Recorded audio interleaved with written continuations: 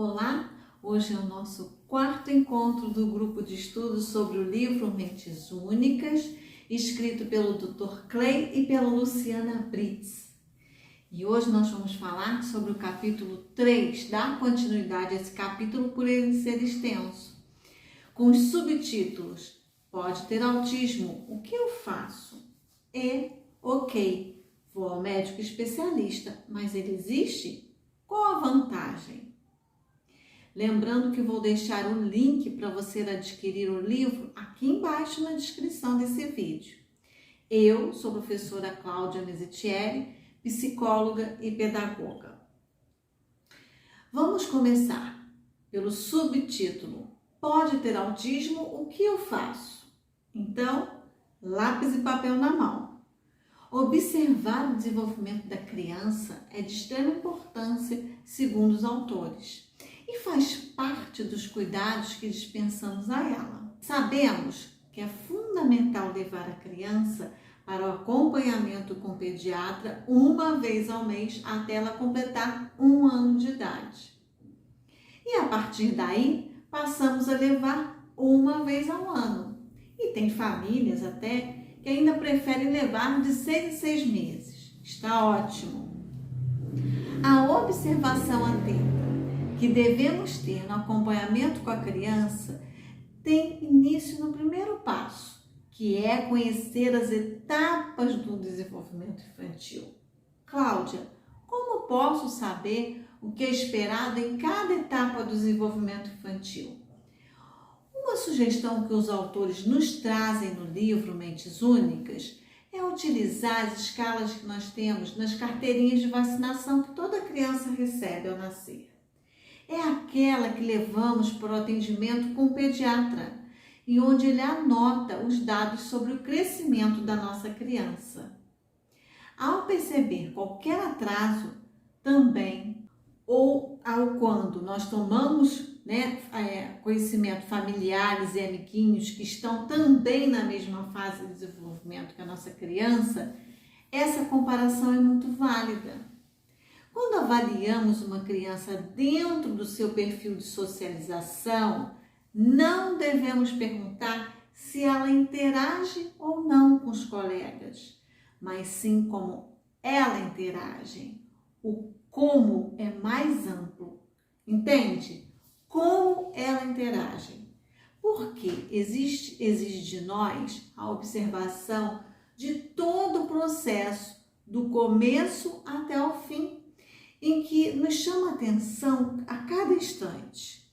Uma criança pode permanecer no meio das outras e ficar correndo com elas numa festinha de aniversário, por exemplo, mas não saber como iniciar nem como conduzir o passo a passo de uma conversa com as outras, nem como repartir ou permitir a participação de um amiguinho em determinada brincadeira. Entende? Então a gente não pergunta se ela interage, e sim como ela interage. Assim, nós devemos avaliar a cognição social dessa criança desde o momento em que ela nasce, tomando como base 3 perguntas e comparando a nossa experiência com outras crianças ou lançando mão do nosso bom senso. A primeira pergunta é: como ela interage ao chegar a um lugar com pessoas e ao permanecer nesse local? A segunda pergunta: como essa criança responde quando há uma oportunidade de se comunicar pela fala ou por gestos, tchauzinho, beijinho? Terceiro, como ela brinca quando está sozinha e quando está no espaço com outras crianças? Então, esse nosso olhar treinado, esse nosso olhar com essa observação.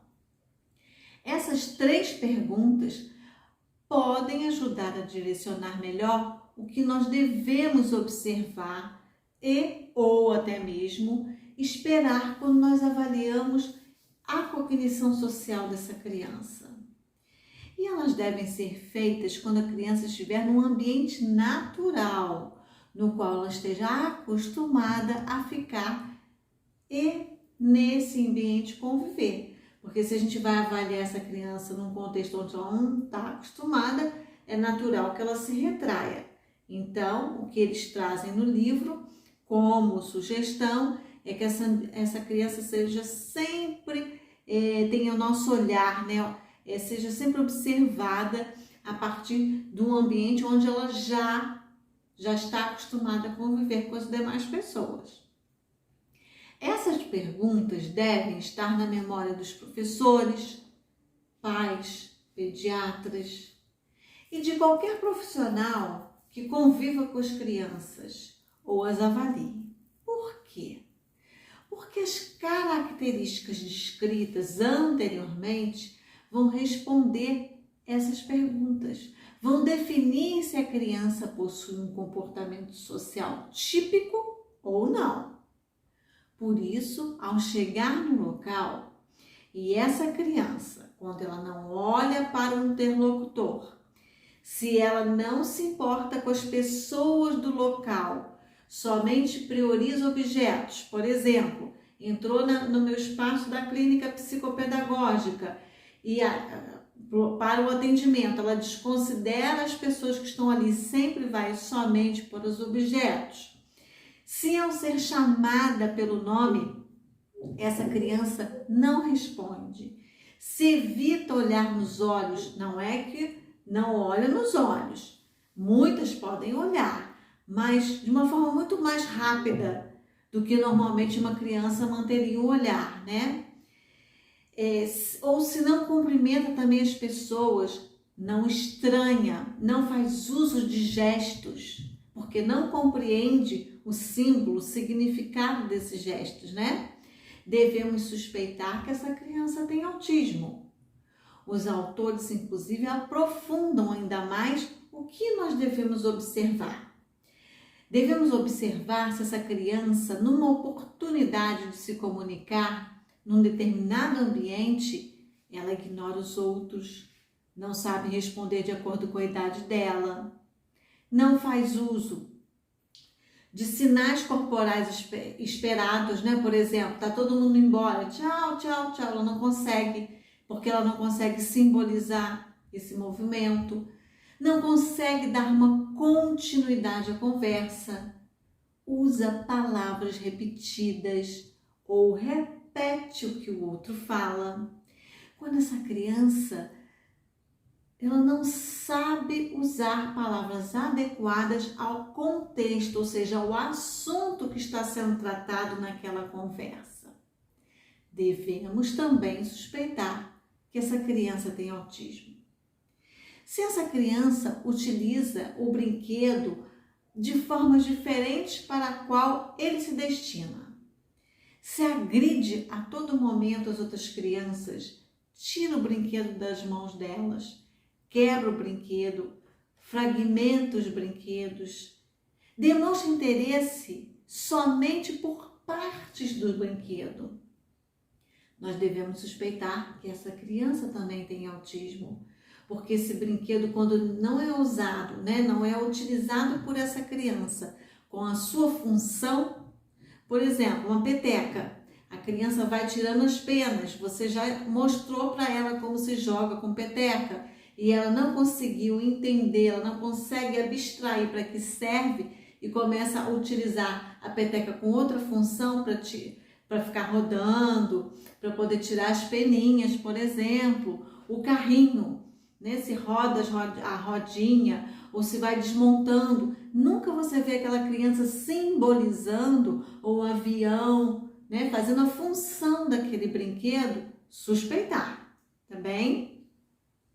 Ao suspeitar, então, é necessário o quê? É necessário procurar um especialista ou um grupo de profissionais acostumado a avaliar crianças com dificuldades no desenvolvimento. Esses especialistas são profissionais médicos mais capacitados para esse fim. Quais são? São os neurologistas infantis ou neuropediatras, são os psiquiatras infantis ou psiquiatras da infância e adolescência.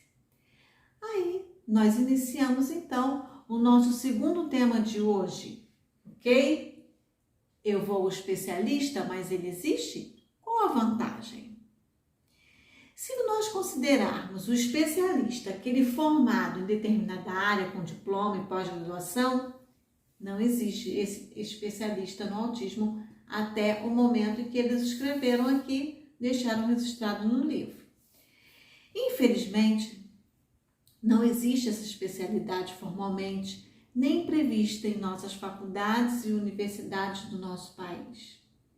Segundo o Dr. Clay e a Luciana Brits, mas o especialista existe sim quando nós consideramos aquele que tem uma formação especializada em determinada área, ligada a uma disciplina com conhecimento amplo, vasto sobre os transtornos do desenvolvimento e de comportamento.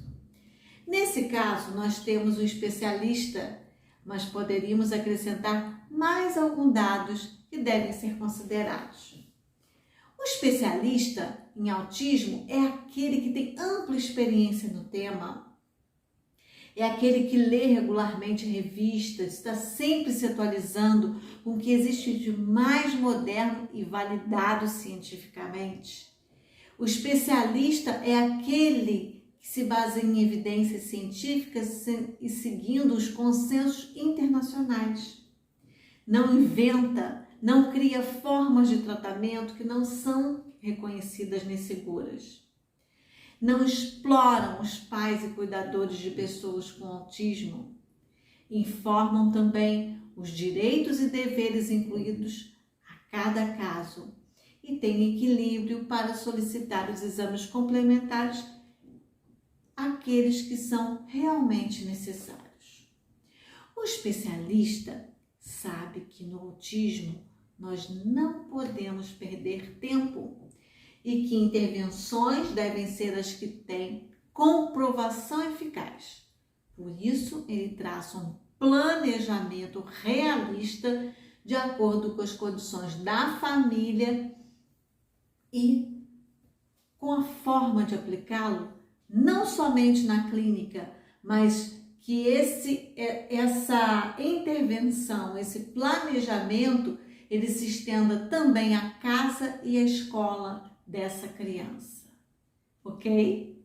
Hoje ficamos por aqui. Se você gostou do nosso encontro, deixe seu like, compartilhe com pessoas que você sabe que têm interesse em conhecer mais sobre o autismo, deixe seus comentários, porque eu vou responder você e lembre-se que aqui no canal as aulas estão gravadas na playlist aqui embaixo do grupo de estudo Mentes Únicas para que você possa assistir quantas vezes desejar.